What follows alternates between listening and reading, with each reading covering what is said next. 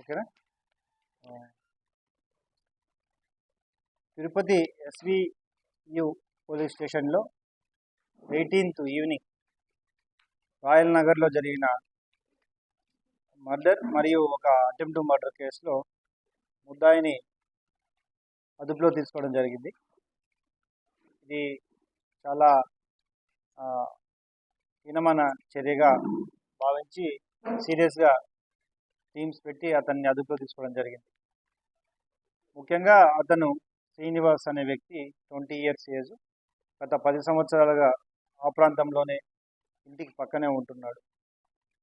కొన్ని అభిప్రాయ భేదాలు వారి మధ్య ఉండడం వల్ల ముఖ్యంగా వీడికి ఆ విధమైన భావన ఉంది.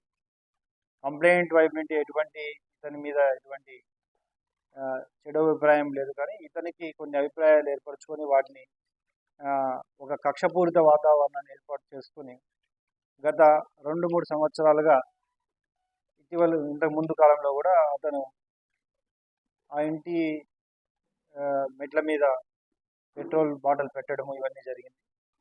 తరువాత కాలంలో మొన్న ఇతను ఒక ప్లాన్డ్గా వాళ్ళ ఇంటికి వెళ్ళి ఇద్దరు వ్యక్తులు ఉన్నప్పుడు వారిద్దరిపై దాడి చేసి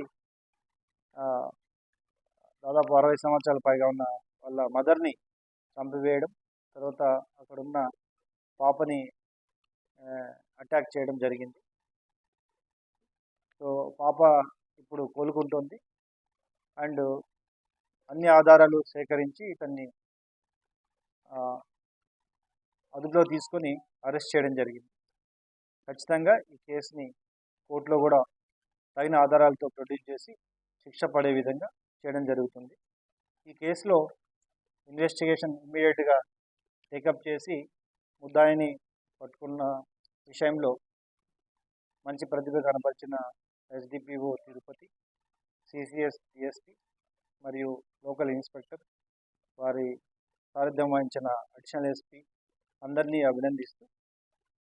అభినందిస్తున్నాను. Thank you. కాదు, ఇట్స్ నాట్.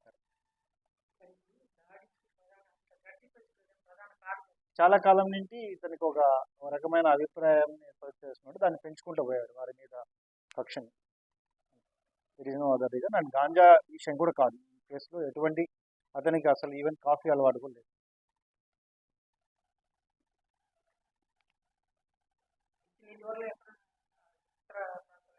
పూర్తిగా విచారిస్తున్నాం, వెరిఫై చేస్తున్నాం.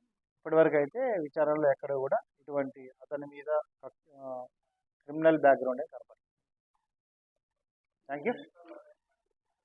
ఇతను ఇంతకు ముందు ఇంత పగడ్బందీగా ప్లాన్ చేసట్లేదు కానీ బట్ 2-3 సార్లు పెట్రోల్ బాటిల్ వాళ్ళ ఇంటి ముందు ఉంచడము, వాళ్ళ సీసీ కెమెరాలు కనపడకుండా దానిపై ఒక దుప్పటి ఉంచడము, ఇది లాస్ట్ 3-4 months చేశారు. వారు మరి మామూలుగానే ఇష్యూ మీద ఈ అబ్బాయి అని చెప్పి అనుమానం పడి వాళ్ళని కూడా దండించడం కూడా జరిగింది. ఇవ్వలేదు కంప్లైంట్.